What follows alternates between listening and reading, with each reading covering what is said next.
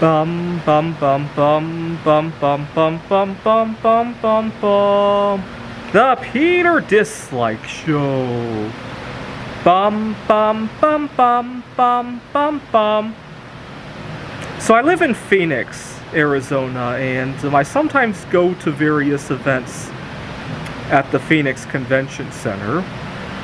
And I don't know how many people have been to the Phoenix Convention Center, but they have a food court in there, and then there's exhibition halls, so various board game events. I believe I went to a coin show there one time, and obviously the art shows where I sell stuff. And for the art shows and for going to those coin shows, I wouldn't mind the policy, but for those board game events and various other things, it bothers me that they don't allow you to bring outside food. There's nothing in the food court that I can eat. And not that I necessarily need to eat. I mean, I obviously love 16-hour fasts, 18-hour fasts. But just for the atmosphere of the event, it would be nice to have my favorite snack in there, right? And so I emailed some of these people and explained that I didn't elaborate actually. Just said, you know, I have some disabilities. I'd like to talk about some exceptions to allow outside food in there. Didn't go into detail at first. I thought that if they needed to ask, they would ask. You know the funny, I'll let you pause the video to think about what happened. I couldn't find the right person who was in charge of the situation. The people at the convention center told me that it was the policy of their guests, right, the board game group, the coin show or whatever, that I needed to talk to these people, and vice versa, so I never got anywhere.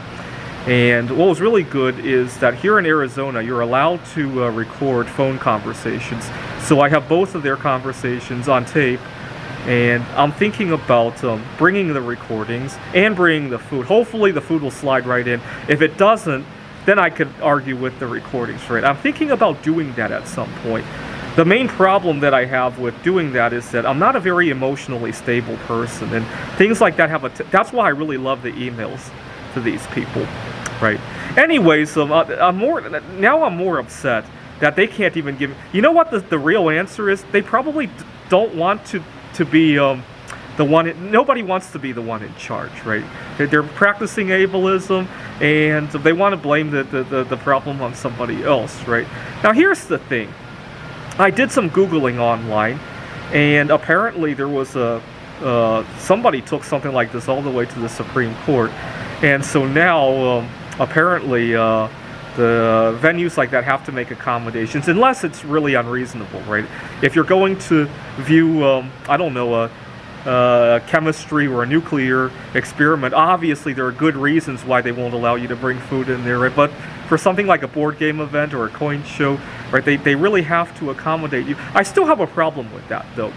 Imagine every time you wanted to go to a movie or a board game event, you had to elaborate on why you needed to bring a wheelchair in there, or they had a policy of no eyeglasses and you had to show your prescription for eyeglasses in order to wear them. Can you imagine a venue that designed things like that? But for food allergies, it seems to be perfectly okay to have a policy that's kind of akin to that, right? So I have a big problem with that, actually.